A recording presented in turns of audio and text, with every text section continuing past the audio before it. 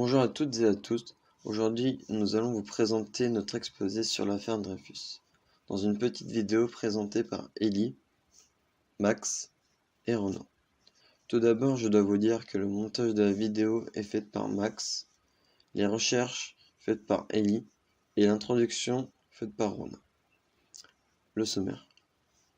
Pour commencer, nous allons parler du début et le contexte de l'affaire, puis le ressenti de sa famille envers cette accusation et l'introduction du procès de Rennes, puis le temps du procès et ce qu'il s'est passé, ensuite la condamnation de Alfred Dreyfus et les conséquences de cette affaire, et pour finir, la fin de l'affaire.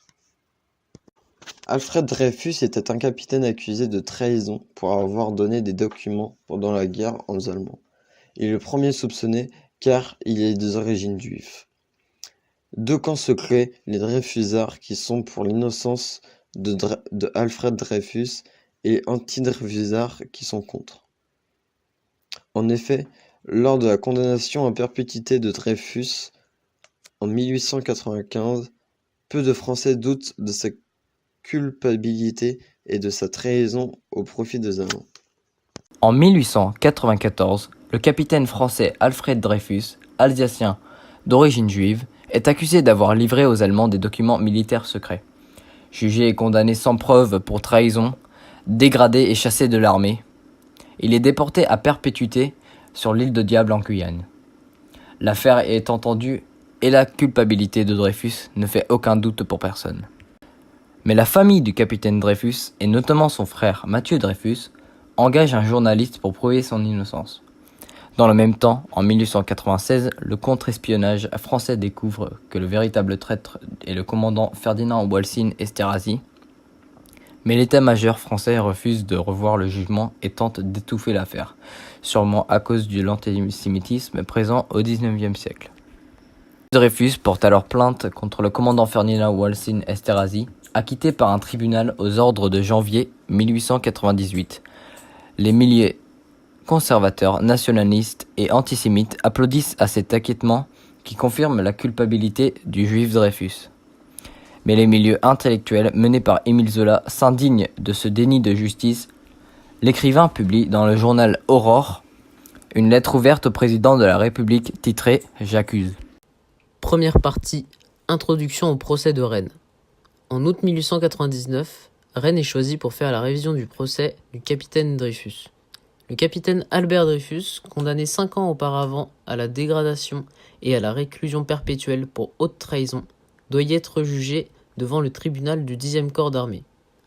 Après J'accuse d'Émile Zola, qui a mis le doute sur les accusations portées contre Dreyfus, la Cour de cassation a invalidé le jugement du Conseil de guerre de Paris du 22 décembre 1894. À ce moment, toute la France a les yeux tournés vers Rennes. Ce qu'ils ne savent pas, c'est que le monde entier aussi s'intéresse à cette affaire. La ville de Rennes a été choisie pour sa réputation de ville calme, mais contre toute attente, son influence catholique y est forte, et donc l'antisémitisme aussi. Le 1er juillet, Dreyfus, qui est au bagne de l'île du Diable en Guyane, arrive à Rennes et est immédiatement enfermé à la prison militaire de la ville.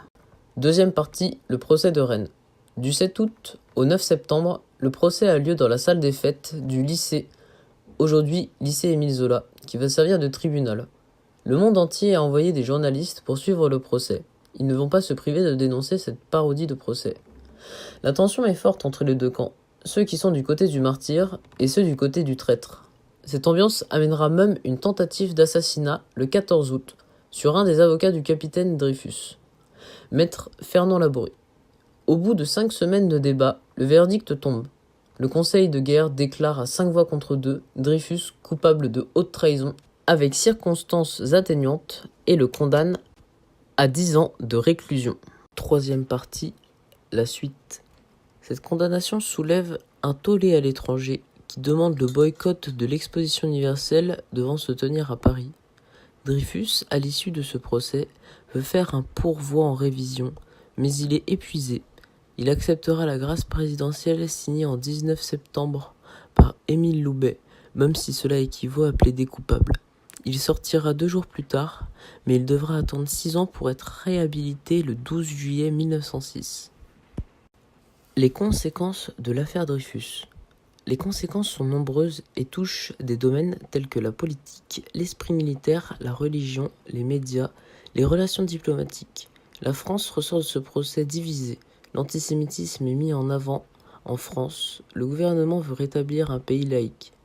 Dreyfus meurt à Paris le 12 juillet 1935 d'une crise cardiaque à l'âge de 73 ans sans que personne ne s'en soucie.